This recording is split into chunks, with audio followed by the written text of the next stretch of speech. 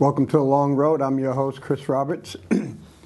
Planning on having two guests here today. They're not here yet, so what we're going to do is we're going to continue with the show. If they come in, we'll just slide them right in and the power of the magic of TV. So we'll just talk about some of the current events that are happening. And as I sit here and I'm looking at watching and listening to all the news that's been happening over the past couple of weeks, and it just keeps making me, I find it really kind of disgusting, and it makes me go back to my Marine Corps days, and where we were taught over and over and over again, as in every Marine officer, it was drilled into your head. If you're going to make a decision, you had to ask yourself three questions. Is it legal? Just because it was illegal doesn't mean it was legal, means you could do it. Was it ethical? And was it moral? And so before every Marine officer makes a decision, he or she has to ask him or herself those three questions. Is it legal? Is it moral? Is it ethical? And just because you do something under the letter of the law and it says it's legal, it could also be moral and unethical. And so we have to answer all three of those questions. And I knew a number of Marine Corps officers who lost their jobs because it may be legal, but it was immoral. It may have been legal, but it was unethical. And so sometimes people think us Marine officers are weird because we go by those three standards. It's got to be legal, it's got to be moral, and it's got to be ethical. Then we have another standard that we must go by. It's called the lack of confidence. In the Marine Corps, if I'm the commander, it doesn't matter where I'm at, I'm responsible for all the people that work for me. They could be another place and they can do something atrocious or whatever. I still have to answer to my boss why that individual Marine messed up. Why did he do something so bad? And I'm held accountable for it.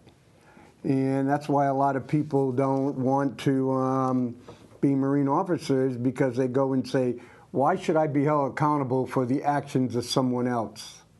Well, that's leadership, and that's the burdens of command. You are responsible for what your people do, because you're supposed to set the climate. If people in your command are doing immoral things, unethical things, they get that from the leader. They go and say, well, if my boss is unethical, I can be unethical. If my boss is acting immoral, I can act immoral. So what you do is the leader sets the command environment. And so that environment has such a big effect on everybody else. And so that's what we have a term is called the loss of confidence. And it doesn't matter how good a job you're doing or how great a person you are, how moral a person are, how ethical a person you are. If your superior feels that he no longer has confidence in your ability, he or she has the right to fire you, remove you from command, plain and simple. And those are the standards that all Marine officers have to follow. And one of the things that get us Marine officers in trouble is that we expect, we know that we're good, we know that we're really well trained, but we expect our bosses, our leaders, to be even better than us, because it's told over and over again, leaders don't create followers, leaders create other leaders. So we expect our leaders to be better than us so they can make us into better leaders, so we in turn can make them into better leaders. And to get this to the point is when I sit down and I read about the IRS scandal, and the head of the IRS says, well, I didn't know that was happening. That must have been something, a rogue office in Cincinnati. No, if you're in the Marine Corps and you said to your boss, I don't know, you're gone. Plain and simple. You are responsible for it.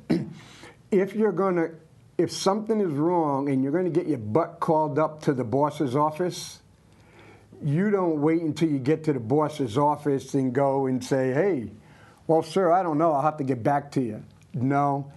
Plain and simple, if you find out that possibly anything is going wrong, you get digging and digging and digging as quick as possible to get as much information as possible, as much facts as possible, and you try to correct the problem as much and as quick as possible as you can. So when you go up to your boss's office and your bosses say, hey, what the heck is going on here? You go, well, sir, this is what I know. This happened, this happened, this happened, this is what happened.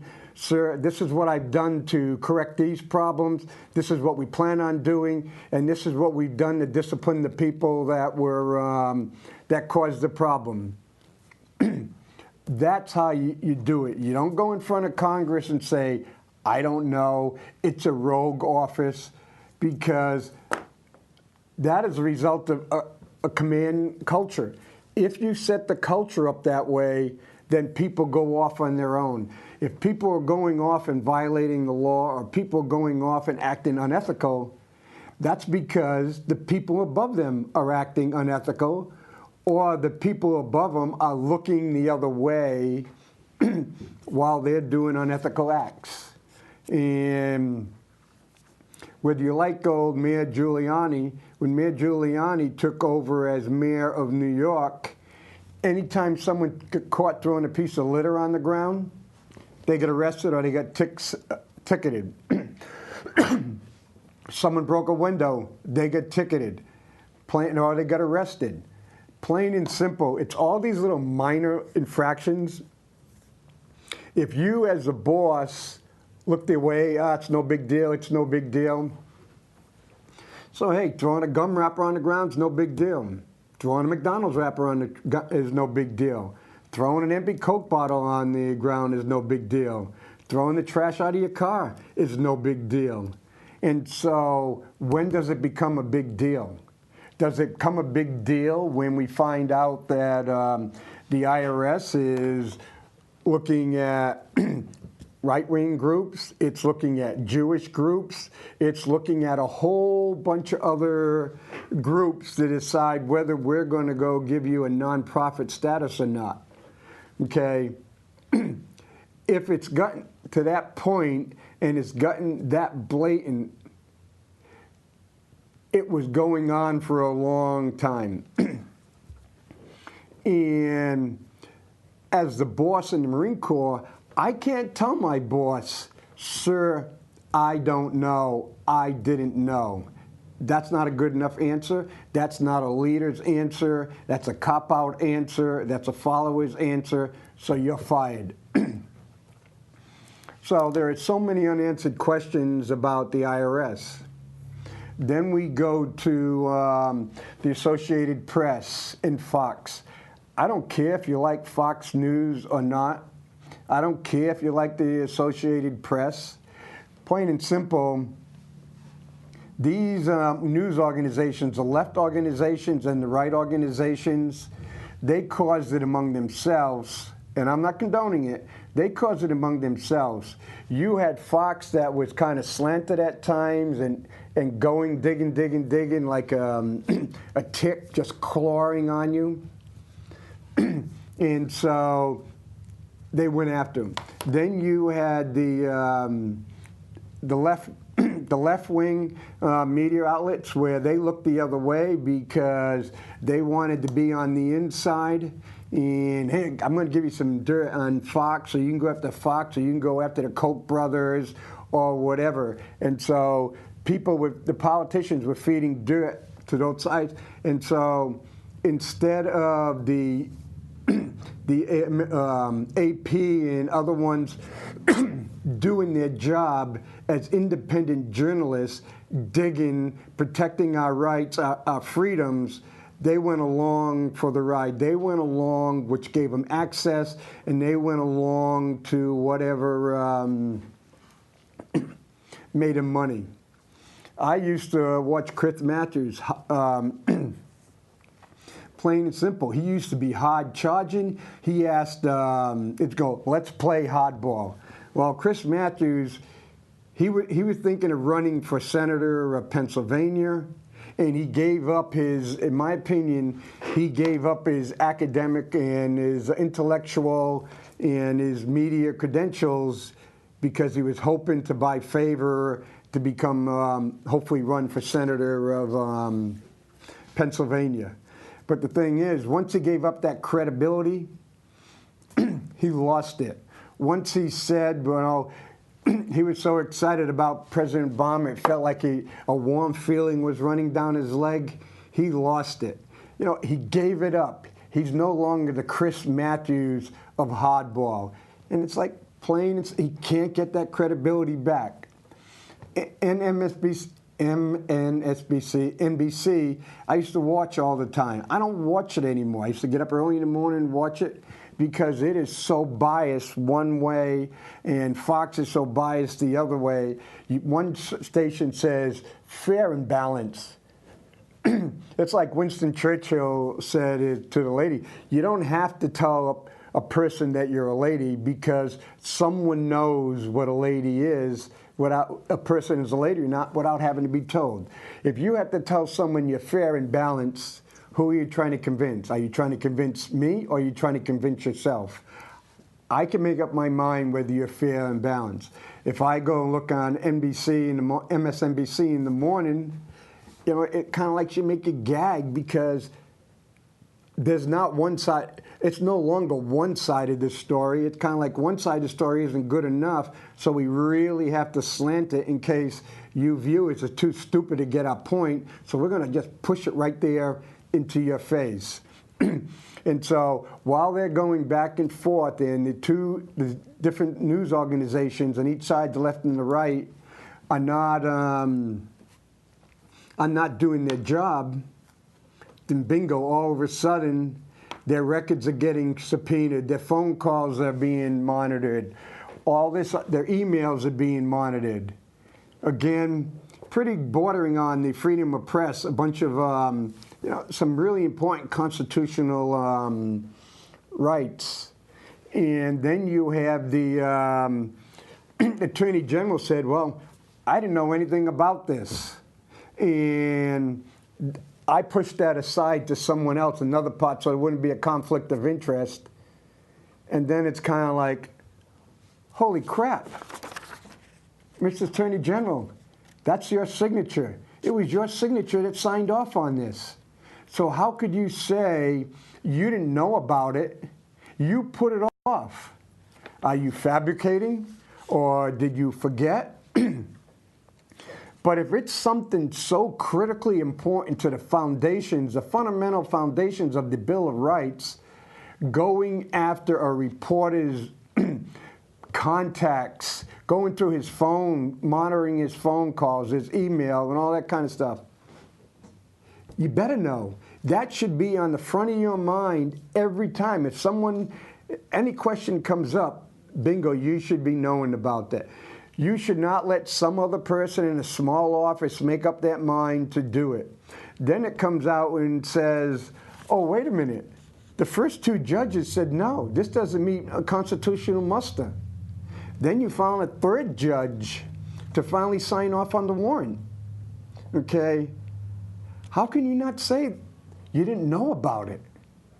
Okay? Again, in the Marine Corps, we have this other policy. I don't know about it. Doesn't cut mustard, because we have, the thing is, based on the position you have, your education, your rank, and your experience, there are certain things that you should know. And so you can't play ignorant, you can't play dumb and say, I don't know. If it's reasonably expected that someone in the Attorney General's position would have known this or should have known this, you're held responsible for it. To go in for the Attorney General to say, I didn't know about this, someone else did this, bang, bang, bang. He has lost all credibility. And how do I trust the Attorney General? I want to trust the Attorney General. I want to believe someone who's in the Attorney General's office. But it kind of feels like all over again. I remember my first election. I was 18 years old. It was Richard Nixon and George McGovern. Richard Nixon gets reelected as President of the United States. We have Watergate. We have, I think it was Archibald Cox or Attorney General Richardson. I can't remember his name off the bat, who resigned instead of for the Midnight Massacre. He goes, no, this is not right to do. We had American people in American leadership positions who said, Mr. President, this is wrong. This is not the right thing to do. But what did we do? We as a country are defending the Attorney General. We defend the Attorney General on this.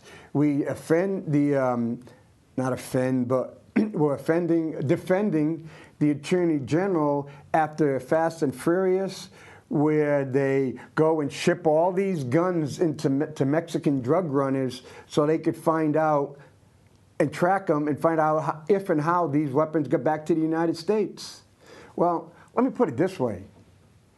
Mexican drug runners can buy guns anywhere they want. Plain and simple. They've got the money.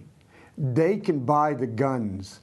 We don't need the United States government selling them guns so we can track the whereabouts on them. And so we've gone in and we look at a number of these things. It then becomes a pattern, and you go, how can I trust the Attorney General? Then we go into Benghazi, okay?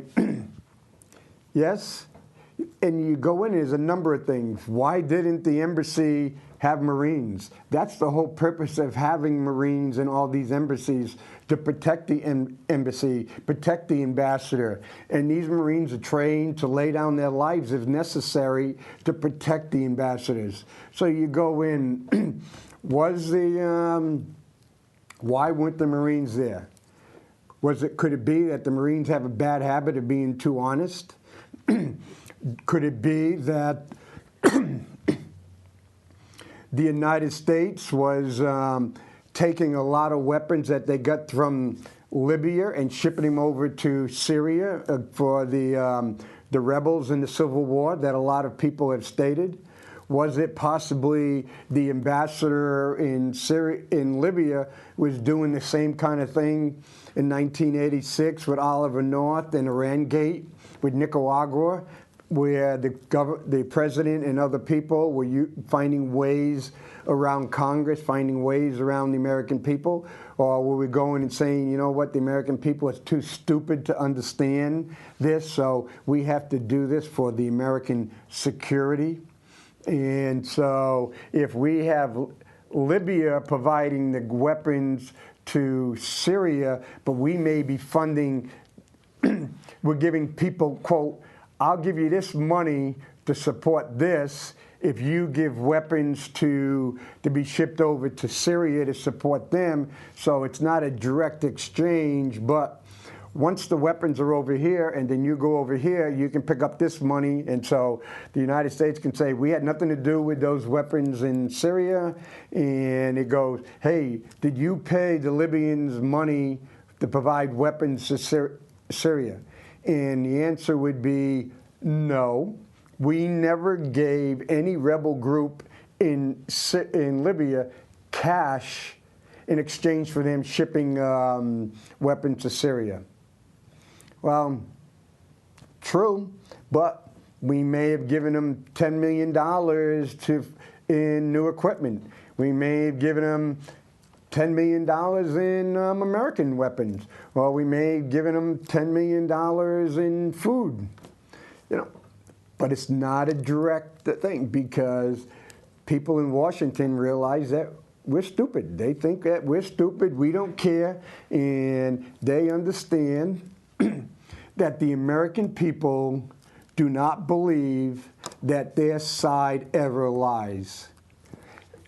Almost every Republican believes that Republicans tell the truth. Almost every Tea Partier believes that Tea Parties tell the truth. Almost everybody that supports President Obama believes that he tells the truth. And so all the supporters of Hillary believe that she tells the truth. And they know people lie, but it's only the other people that lie. And so, excuse me. You sit there and you look at it, and it kind of like boggles the mind because, yes, the president is always truthful. Boehner always lies. And you go back and forth, and it's just playing a game. Now it comes out, well, kind of like back it up. Before the presidential election, I had talked about kind of like the President Obama's skunk works in Chicago, where they had this big office that was mining data on all Americans. Plain and simple, they were mining your credit card data, your phone call data, all the stuff that you were doing. Target was one of the companies that that did it. I talked about how this gentleman was really upset because they sent mail to his house congratulating his daughter for being pregnant, and he got all upset. But later to find out that Target knew that his daughter was pregnant prior to her father. And the reason being is because every time you went to Target and you use your debit card, there's a reason why Target wants you to use your debit card and get 5% off, because they track everything. They created a number, a customer-specific number, and they would see everything that the people would buy. And on certain times, they'd go, oops. Okay, when people stop buying these, that means there's a pregnancy in the near family, or if this is happening, or this is happening, and it's called predictors. You can go and predict what something is going on in the person's life cycle. And plain and simple, if you go, oh, I bought a six-year-old granddaughter card. Okay, and I use my Target card, credit card for that. So that's in my data bank that Target has on me. So next year, about this time, Target will target coupons, because Target now has coupons and flyers that they specifically targeted to different individuals based on all the information that they collect. And so I was asking some of the people is, if the Obama people were doing all this, Target was doing this, and a lot of them, quote unquote, were doing it, and they were saying it was for your convenience.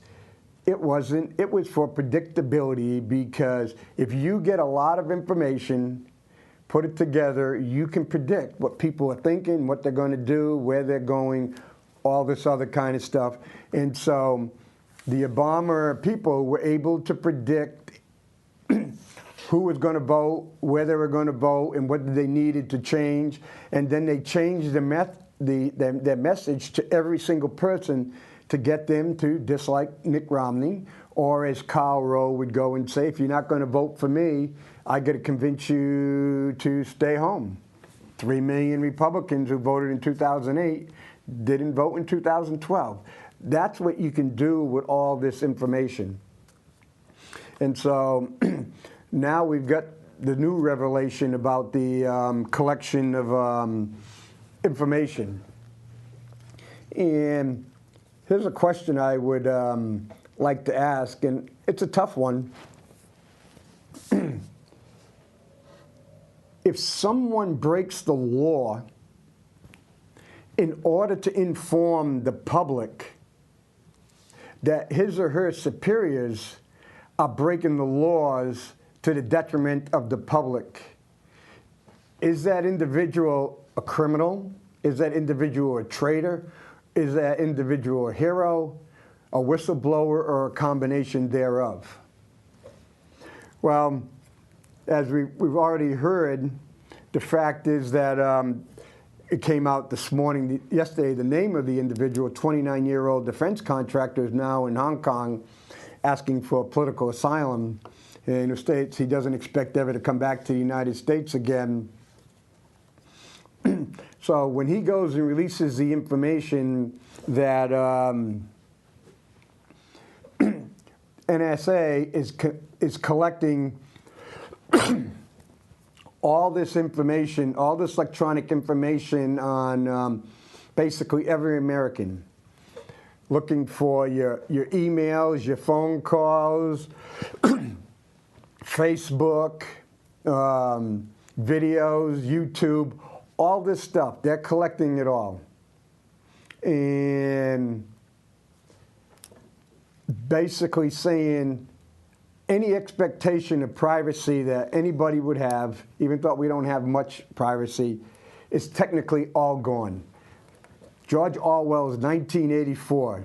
Took a little bit longer, maybe 30 years later, but they have everything.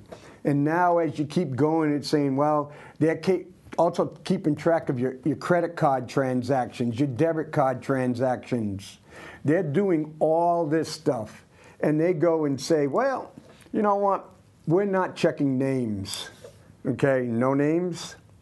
We're just looking for the length of the call and to the number, okay? If I go in and say, hey, you asked me a question. Did you call Eric Smith's up? Did you listen to Eric Smith's phone call conversation?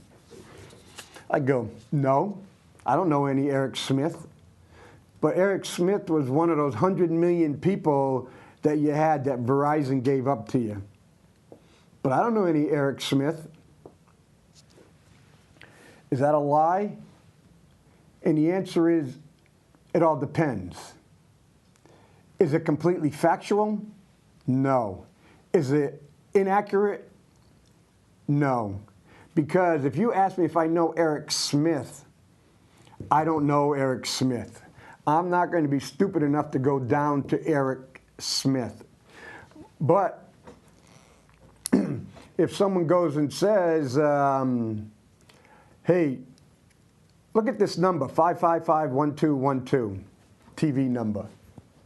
And I go to Google, put in 555-1212, it backtracks, and it goes, oh, that's Eric Smith. Wow, I didn't know that was Eric Smith's number. I just knew that number.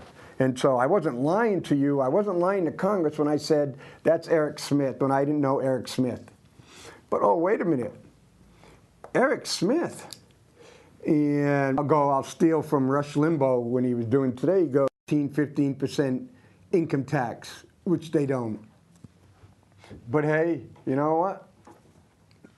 Look at Facebook. On some of these things with Facebook, you don't even have to know the person's name. Everything about that person is right there on Facebook. People can't keep their mouth shut. They can't. They're going to put pictures up. They put, here's me getting drunk. This is me half naked doing the surfing upside down. This is me here. Bing, bing. It's all there. And they can go, oh, no, we protect your privacy. We do this. We do that. And we've got businesses that are going saying, hey, if you want to work for us, oh, you got to give us your Facebook username and password. And we kept saying, well, you know, that's a big invasion of privacy. We should not. When we're trying to get laws to say, hey, plain and simple, you can't have that. You can't do it. It's, the business owner doesn't have a right to look at someone's personal information. But guess what? The federal government has been doing it all the time at the exact same time and more access. And bingo. jumping around as I was looking at this thing, and I'm going, this kind of reminded me of a movie. And I kept doing. I go, yes, it reminded me of the movie True Lies with Arnold Schwarzenegger and Jamie Lee Curtis. Arnold Schwarzenegger was, he worked for the government, high clearance, and I think his code, it wasn't Prime, it was like Omega. And they tracked everything, financial transactions, phones, any type of communication, electronic data, they tracked. But he thought his wife was having an affair. So he goes to the office and says, hey, I want to know everything about the guy. And the guy in the office says, hey, can't do that, sir, that's illegal. He goes, tough, I want it. Can't do that, sir, that's illegal. After a little persuasion, bingo, it was gone. What we thought was illegal, hey, the government says all these phone numbers, they're all protected. There is no way whatsoever that anybody could have access to those phone numbers or anything. Well, the guys in Hong Kong, contractor, he had access. How much information do you think he knows? He turned it over. What happens if he was wanted to turn it over to the Russian mob, or turned it over to, Colombian drug lords or the Mexican mafia, whatever, and to find ways to exploit Americans, blackmail Americans, or whatever. There's another movie with Will Smith and I know his name, where again they found some information that wasn't supposed to be usable. But again, we had some people in power positions, and government was able, Gene Hackman and Will Smith in that movie, and they were able to use that information, get people to provide information they weren't supposed to be able to track down some people. And look at the biggest TV show on TV right now. Oh, that's right, Enemy of the State, thank you. Enemy of the State, that movie, yeah. The producer just came in on it, the clipboard. Will Smith and Gene Hackman, the Enemy of the State. Then look at one of the biggest TV shows right now is Scandal. And Scandal's all about the president murdering a Supreme Court justice, someone stealing an election, doing electronic shenanigans and wiretapping and all this other kind of stuff. But, it's because it gets kind of strange with TV and movies. TV and movies, they always seem to be ahead of everything, and they put these things out, and people go, that's so far-fetched, that's conspiracy theories and all this other kind of stuff, and yeah, it was ridiculous. But now if I go and look at what's happened over the last 4 to 5 weeks, Enemy of the State, True Lies, Scandal, I'm almost getting to the point is I wish True Lies, Enemy of the State, and Scandal was actually true, because I think they'd be less threatening to us as society than what could possibly be going on. And so I think a heck of a lot more is going to come out. I think there's going to be politicians on both sides. They're going to be scared. And I think as more information comes out, I think we're going to find out that people on both sides have been using, politicians from both parties have been using a lot of this information to attack potential challenges to them. And I think when you look at all this stuff, there's a reason why we can't get good people to run for Congress or run for Senate or run for president, because why would they want to inflict all this crap on themselves or their family? Plain and simple. A lot of people in politics are in politics for pure power, and they get trapped by power, and they can't think, and the only thing they think about is increasing that power and to the point they're consumed by power. Quality people, they know when it's enough, but they also value their freedom. And when you look at it, we don't have George Washingtons anymore where it says, hey, I've done my time, it's my time to move on. We don't have Teddy Roosevelts, we don't have Abraham Lincolns or James Garfields. We have individuals that are so consumed with power and political parties so consumed with power, they trust that we as Americans are ignorant and we're scared, and we're so scared of things going to happen that we are paralyzed and we can't make decisions for ourselves. To me, that is wrong. I trust Americans to make decisions. I know Americans are going to make some bad decisions. That happens. That's part of life. You make decisions. Some are good, some are bad, some are better, some are worse. That is life. That is growth. That's what makes us so great as Americans. It's our ability to make decisions. It's our ability to take care of ourselves. And we as Americans, in a lot of cases, are pretty intensely private people. We want to protect our privacy. And, we don't want, yes, we don't want child abuse. We don't want domestic violence. But hey, what two consenting adults do in their household is not the government. It's not the should not be of the knowledge of the federal government or the state government. If they're not hurting anybody, they're not violating the laws. We should not be having infrared machines going by their house. We shouldn't have police cars scanning every single license plate. We shouldn't have people listening to phone calls, monitoring your internet, watching what TV shows. Do you have the Playboy channel on your cable TV or whatever? What magazines do you buy? Plain and simple. That should not be the government's business. And the government should not be assuming that we're all bad guys and it's their responsibility to go look for us. This is not like Tom Cruise's Minority Report where, oops, Mr. Roberts, it looks like you're going to commit a crime in 2015 on September 16th. So we're going to send Tom Cruise and his individuals to come in and arrest you now and put you in jail for the next 4 years. So when you're in jail, you can't commit that crime. Okay? You're not going to jail for committing a crime. You're going to jail because we think you're going to commit a crime, so we're going to put you in the jail so you won't commit a crime. That's not us. We're a heck of a lot better than that. And it would be a sad, sad day for us as Americans to give up our freedoms because of that. This is called free will. You do something bad, you pay the price.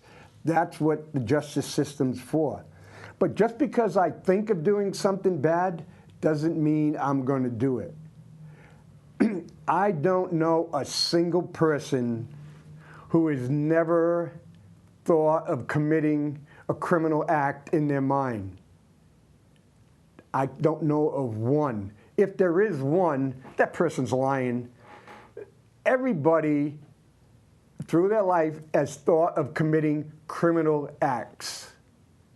And what they do is they have a conscience, they run through it, or they may even go, holy crap, I'm going to get caught, or whatever. There is so many different things, so many different factors that runs through it, and they never commit that crime. Okay? That's what is important. The government, we cannot allow the federal government to say, hey, we have to track 100 million Americans because some of them may commit a crime. Some of them may commit a crime. Well, what about the gangbangers in Chicago? What about the 2 weekends ago where 25 people got shot in New York City? Oh, Chances are they were illegal guns. Chances are they were tracked phones. Okay? Bad guys don't use legal toys to commit illegal acts. So our government is tracking people who are following the rules and hoping to see if we can catch somebody that's going to commit a crime. And the government has two rules, two special laws that most people don't understand. Conspiracy. If I talk to my producer about, hey, what about blowing up, let's go rob Citizens Bank. He goes, yeah, that'd be a good idea. Okay, guess what? We just committed a conspiracy because we talked about robbing the bank, and that's a crime. And so someone is watching this show, and it goes in, and he goes to the producer, did you talk to Mr. Roberts about robbing the bank? And he says no. He's going to jail because he lied to investigators. So guess what? Neither one of us committed a crime, but if we had been on a phone that was being tapped and we talked this, we are now going to be arrested for conspiracy, and if he says no or I say no, then we get arrested, charged again for providing false information. That is the wrong thing to do. That's how innocent people can get caught up by people listening when they're not supposed to be listening. So enough is that. I'm getting angry, but I'm going to go out for a breath of fresh air on the long road and get soaked in this heavy rain to cool down because I want my country back. So see you next week.